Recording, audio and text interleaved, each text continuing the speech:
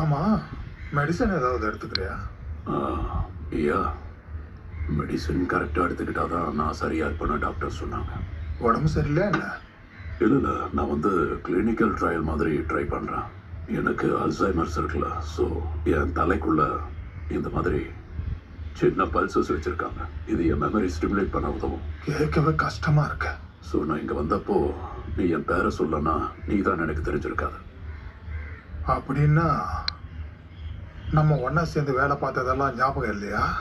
No, சரிதான். அப்படி இல்லை. நான் பழைய கேஸ் ஃபைல்ஸை படிப்பேன், அதை வச்சு சில விஷயங்களை தெரிஞ்சுக்குவேன். மற்றபடி என் வேலை, என் வாழ்க்கையில் நடந்த விஷயங்கள் எதுவுமே எனக்கு பெருசாக ஞாபகம் இல்லை. கஷ்டம்தான்.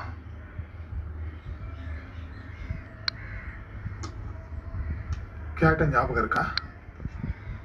என் ஒய்ஃப்.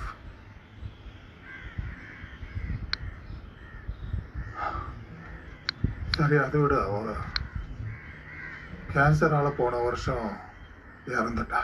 I'm sorry. இருக்கட்டும், நாம என்ன பண்ண முடியும்? டிபார்ட்மெண்ட் ஹெல்த் ஃபண்டை வச்சு ஹாஸ்பிட்டல் பில்லை சமாளிக்க முடியல.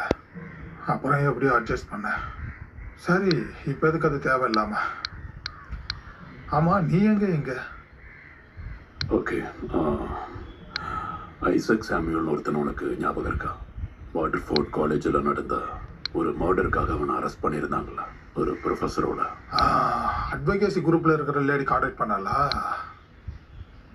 நான் காலை அட்டன் பண்ணல.